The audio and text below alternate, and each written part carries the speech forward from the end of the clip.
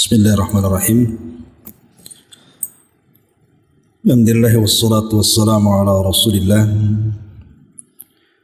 wa ala alihi wa sahbihi wa mawalah wa la hawla wa la quwata illa billahi wa ba'du. Kita lanjutkan kajian kita masih membahas kitab Arba'in Nawawi.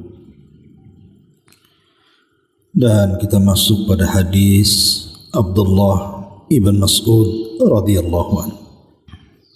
Kita baca hadisnya. An Ibni Mas'udin radhiyallahu anhu qala qala Rasulullah sallallahu alaihi wasallam la yahillu damu mri'in muslimin yashhadu an la ilaha illallah wa anni Rasulullah illa bi ihda thalathin as-sayyibu zani wan nafsu bin nafsi wat tariku lidinihi al-mufariqu lil jama'ati. Rawahu Bukhari wa Muslim. Dari Abdullah ibn Mas'ud radhiyallahu anhu dia berkata,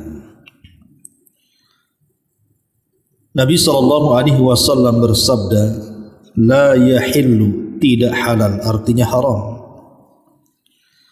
Damu mri'in muslimin, menumpahkan darah seorang muslim, yashhadu an la ilaha illallah, yang ia bersaksi bahwa tidak ada sesembahan yang berhak disembah kecuali Allah, wa anni Rasulullah, dan saya adalah utusan Allah, illa kecuali bi ihda thalathin, karena tiga perkara. As-sayyibu zani, yang pertama seseorang yang sudah menikah dan berzina. Wan nafsu bin nafsi, seseorang yang menghilangkan jiwa orang lain, maka dia pun harus dihilangkan jiwanya. Wat tariku lidini, dan orang yang meninggalkan agamanya alias murtad, al-mufariqu lil jamaah, atau yang keluar dari jamaah kaum muslimin. Hadis ini dikeluarkan Bukhari dan Muslim. Taib Qutfiddin yang dimuliakan Allah Azza wa Jalla, hadis ini adalah hadis yang sangat agung sekali, yang menjelaskan tentang terjaganya jiwa seorang muslim, kecuali kalau seandainya dia melakukan hal-hal yang disebutkan oleh Rasul, seperti zina, pembunuhan ataupun murtad. Dan berkata Imam Ibnu Hajar Al-Haytami rahimahullahu ta'ala, bahwa hadis ini menunjukkan tentang kaedah-kaedah yang sangat berbahaya karena menyangkut soal darah, di mana tidak boleh seseorang itu menumpahkan darah seorang muslim secara sembarangan kecuali ada sebabnya. Dari sini kita tahu tentang kemuliaan seorang muslim, bahwa asal seorang muslim yang mengucapkan dua kalimat syahadat itu adalah maksum ad-dami, terjaga darahnya dan terpelihara. Tidak boleh seseorang itu membunuh begitu saja, sebagaimana yang ma'ruf di masyarakat kita. Banyak kemudian seseorang itu yang meremehkan darah seorang muslim. Terkadang gara-gara urusan waris seorang bunuh-bunuhan, terkadang gara-gara urusan ketersinggungan akhirnya terjadi bunuh-bunuhan, atau urusan sepele, urusan rebutan parkir bisa terjadi pembunuhan, urusan cemburu bisa terjadi pembunuhan, atau seorang anak durhaka kepada orang tua dia berani membunuh orang tuanya, atau seseorang membunuh tetangganya karena tersinggung dengan ucapannya, dan begitu seterusnya. Dan itu tanda-tanda akhir zaman. Jadi tanda-tanda akhir zaman itu, al-qatilu la yadri fima qatal wal maqtulu la yadri fima qutil. Jadi orang yang membunuh tidak tahu alasannya kenapa dia bisa membunuh, dan orang yang dibunuh lebih tidak paham lagi kenapa dia bisa dibunuh. Dan itu yang terjadi. Ada orang-orang yang tidak ada niat membunuh, tiba-tiba dia membunuh. Ada orang yang tidak tahu menau, tahu-tahu dia dibunuh. Itulah tanda-tanda akhir zaman. Akan banyaknya pembunuhan di mana-mana. Padahal darah seorang muslim itu terjaga dalam Islam. Karena Nabi SAW mengatakan, orang yang sudah mengucapkan 2 kalimat syahadat, maka terjaga darahnya, terjaga hartanya, terjaga kehormatannya. Kecuali karena perkara-perkara yang disebutkan dalam hadis ini. Ma'asyiral muslimin, ikhwatu fiddin yang dimuliakan Allah Subhanahu wa taala. Dalam hadis ini Nabi SAW menyebutkan 3 perkara atau 4 perkara di mana jiwa seorang muslim itu boleh ditumpahkan. Yang pertama, as-sayyibu az-zani. As-sayyib yang berzina.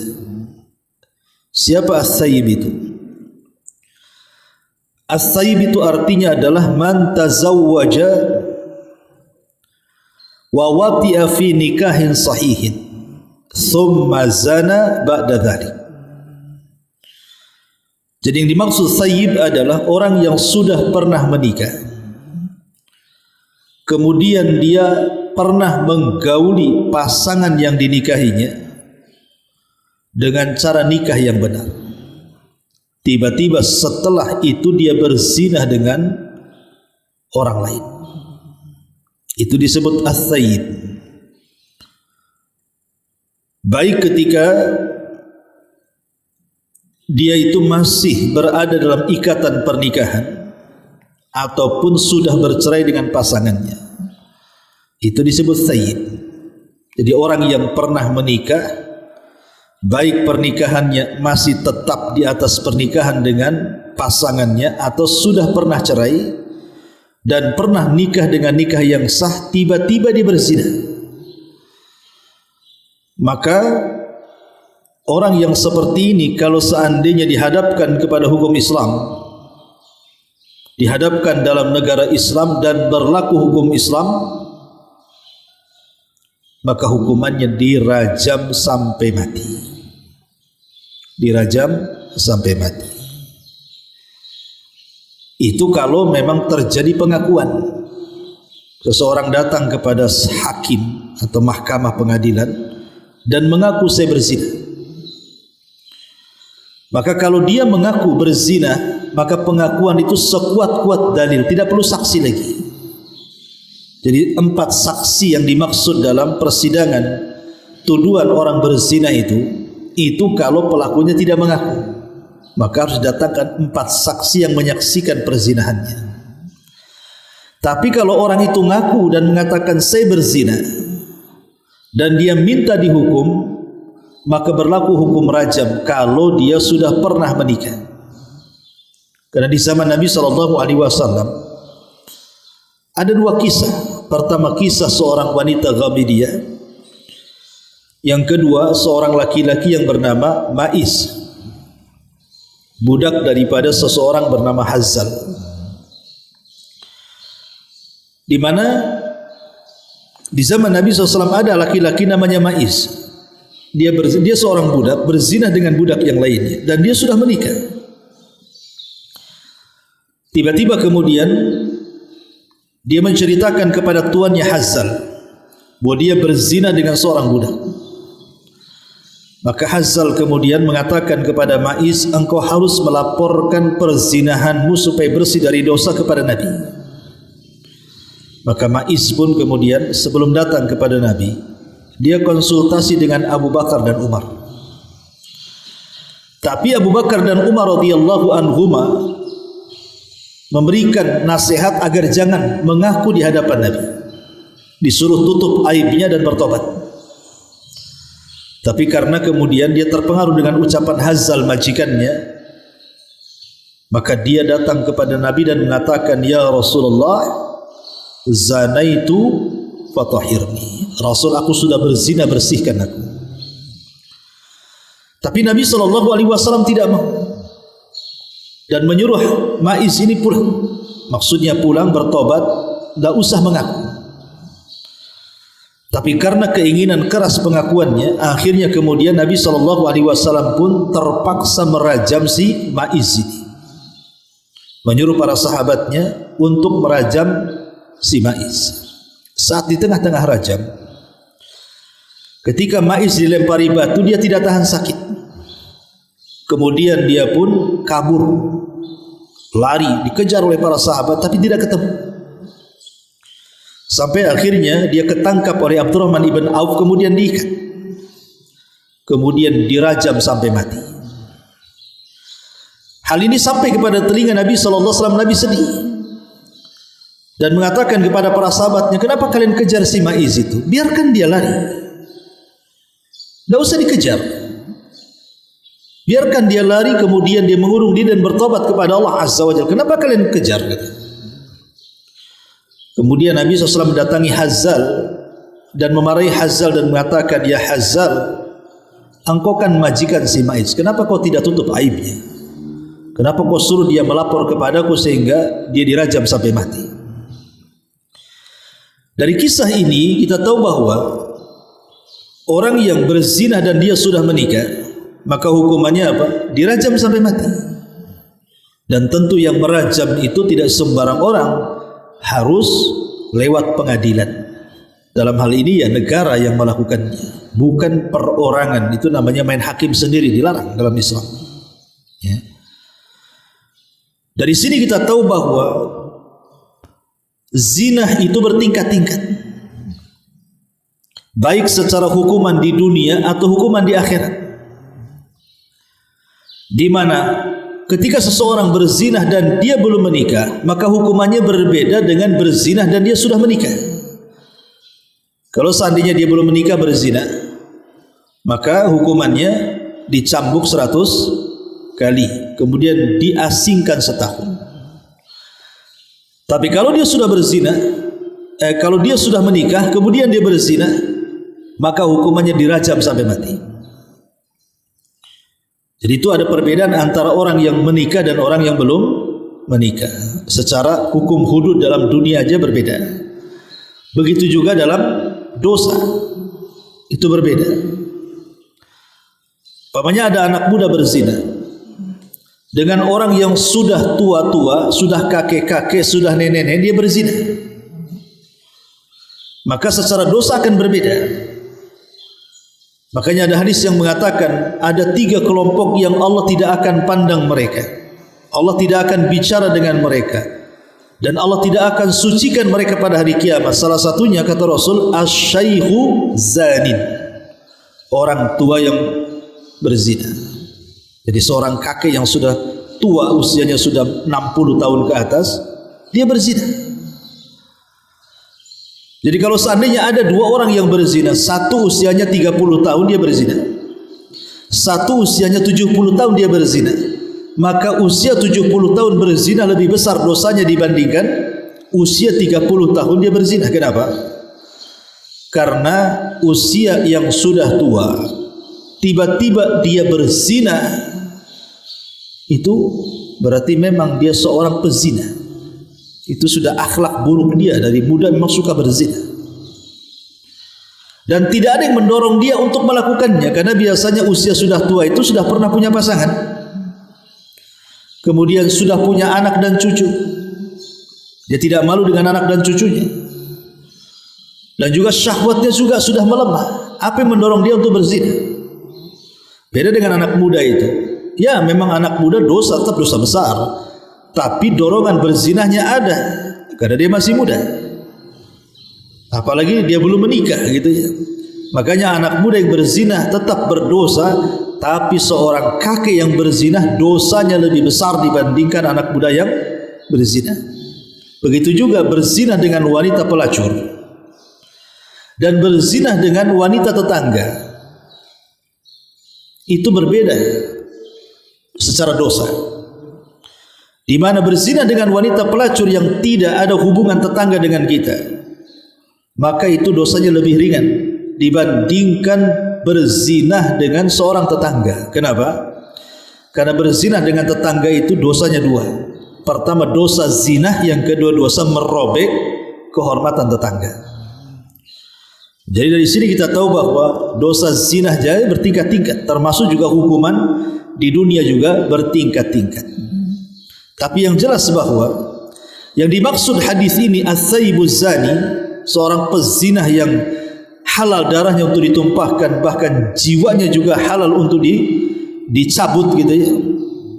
Itu kalau dia sudah menikah dengan nikah yang sahih dan dia sudah menggauli istrinya, tiba-tiba berzina dengan laki-laki atau dengan wanita yang lain yang bukan mahramnya, maka orang seperti ini hukuman dalam Islam dirajam sampai mati. Ini yang pertama. Kemudian yang kedua, wan nafsu bin nafsi, orang yang membunuh. Dalam Islam orang yang membunuh, maka di situ ada qisas. Karena pembunuhan itu sesuatu yang keji, ikhwan. Bahkan Allah Subhanahu wa taala mengatakan, "Wa man qatala nafsan bighairi nafsin faka'annama qatala an-nasa jami'a." Siapa yang membunuh satu jiwa maka sama dengan membunuh satu dunia, semua jiwa. Jadi satu saja jiwa dilayangkan seolah-olah dia membunuh semua jiwa satu dunia, karena kejinya dosa pembunuhan itu. Bahkan Allah Subhanahu wa taala tidak pernah memberikan hukuman seberat para pembunuh kalau dia membunuh seorang muslim secara sengaja. Allah mengatakan, wa man qatala mu'minan muta'ammidan fajazauhu jahannam khalidan fiha wa ghadiballahu alaihi wa la'anahu wa adda lahu adzaban adima. Siapa yang membunuh seorang muslim secara sengaja, kata Allah, man qatala mu'minan muta'ammidan fajazauhu jahannam, pertama balasannya jahannam, sudah jelas. Khalidan fiha, kekal di dalamnya. Maksudnya kekal bukan kekal selamanya, tidak. Saking lamanya disebut kekal, akan lama di neraka. Kemudian wa ghadiballahu alaihi, Allah akan murka kepadanya, wa la'ana, dan Allah laknat kepadanya, dan Allah sediakan azab yang sangat pedih. Tidak ada hukuman yang beruntun, yang sangat menakutkan dalam Al-Quran melebihi dosa para pembunuh. Makanya kenapa? Karena dosa para pembunuh ini sangat kejam dan sangat keji. Dan biasanya pembunuh kalau tidak dibunuh maka dia akan membunuh lagi. Karena tabiat pembunuhan ini akan ada terus. Kalau dia pernah membunuh maka akan mudah membunuh. Makanya kenapa ada kisah orang yang membunuh dibunuh. Dan ini bagian daripada keadilan di dunia. Wan nafsu bin nafsi, tentu maksudnya kisah orang yang membunuh dibunuh ini kalau ada kesepakatan keluarga korban. Pamannya keluarga korban itu ada 10 orang. Mungkin salah satu di antara mereka dibunuh. Maka yang 9 orang itu sepakat. Kalau 9 orang sepakat orang yang membunuh dibunuh, maka boleh terjadi qisas. Tapi kalau 8 orang sepakat, 1 orang tidak sepakat, maka tidak bisa qisas. Berarti beralih dari qisas kepada diyat. Diyat itu apa? Membayar 100 ekor unta. Bisa dipahami ya? Jadi keluarga itu sepakat. Kalau semua keluarga sepakat berarti bisa diqisas. Tapi kalau 1 atau 2 di antara anggota keluarga tidak sepakat, berarti dari qisas beralih kepada diyat. Membayar 100 ekor unta diserahkan kepada pihak korban. Tapi yang jelas bahwa di sini darah seorang muslim boleh ditumpahkan kalau dia membunuh. Karena Rasul mengatakan wan nafsu bin nafsi. Kemudian yang ketiga wattariku lidini, orang yang meninggalkan agamanya alias murtad. Dalam Islam orang murtad itu dimintai taubat, kalau tidak dia dipenggal. Karena Nabi SAW mengatakan man baddala dina faqtuluh, siapapun yang mengganti agamanya bunuhlah dia. Jadi kalau seseorang muslim itu berada dalam negara Islam, kemudian diterapkan hukum Islam, kemudian dia murtad dan ketangkap, maka dia mintai tobat sampai dia kembali ke Islam. Kalau tidak, maka Rasul mengatakan siapa yang mengganti agamanya maka dia dibunuh. Dia dibunuh. Cuman beda cara membunuh orang murtad dengan cara membunuh orang qisas. Sama-sama dibunuh. Atau cara membunuh orang yang berzina tadi. Kalau cara orang membunuh orang berzina dengan cara apa? Rajam itu ditanam badannya separuh, kemudian dilempari batu sampai mati dengan batu-batu kecil supaya dia merasakan sakit. Adapun dosa qisas, cara membunuhnya sebagaimana dia membunuh, begitulah dia dibunuh. Contoh di zaman Nabi, ada orang-orang Uranium. Mereka datang kepada Nabi SAW mengeluhkan di antara mereka ada yang sakit. Maka Nabi SAW kemudian mengobati mereka dengan memberikan air kencing unta. Air kencing unta. Kemudian sembuh. Setelah sembuh mereka pun pulang. Di tengah jalan mereka merampok beberapa ekor unta dan membunuh pemiliknya secara sadis. Jadi sebelum dibunuh itu dicangkul dulu. Ya, dicangkul dulu kemudian dibunuh. Maka Nabi SAW mendengar bahwa orang-orang ini yang sudah dibantu oleh Rasul diobati, tiba-tiba mereka merampok dan membunuh dengan cara sadis. Maka Rasul merintahkan para sahabat untuk menangkap mereka. Ditangkapnya, kemudian mereka dikisos semuanya. Dengan cara apa? Dengan cara dicangkul sebelum dibunuh. Jadi kisos itu harus persis pembunuhannya seperti apa. Kalau sebelum dibunuh disiret dulu, ya disiret dulu, baru dibunuh. Kalau ketika membunuhnya dicongkel dulu matanya, dicongkel lagi di matanya. Kalau sebelum dibunuh dia patahkan kaki orang itu, maka dipatahkan juga kakinya baru dibunuh. Jadi kisos itu harus persis dengan dia saat membunuh. Tapi kalau orang murtad tidak. Orang murtad itu bisa dipenggal.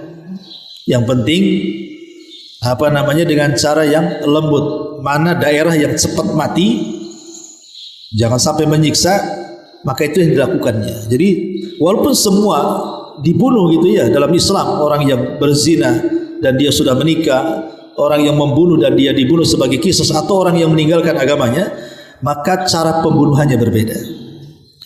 Kemudian yang terakhir al-mufariq lil jamaah, artinya orang yang keluar dari baiat kaum muslimin dengan istilah lain para pemberontak. Para pemberontak dalam bahasa Arab disebut bughat, itu boleh diperangi. Boleh diperangi, bahkan bisa dibunuh. Kalau mereka memberontak keamanan negara gitu ya, sampai hendak menjatuhkan penguasa, maka boleh memerangi mereka, para pemberontak itu.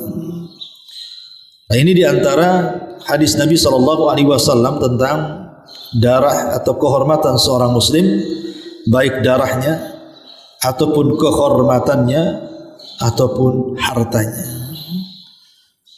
Wallahu a'lam bishawab. Ini diantara faedah hadis dari Abdullah bin Mas'ud radhiyallahu anhu.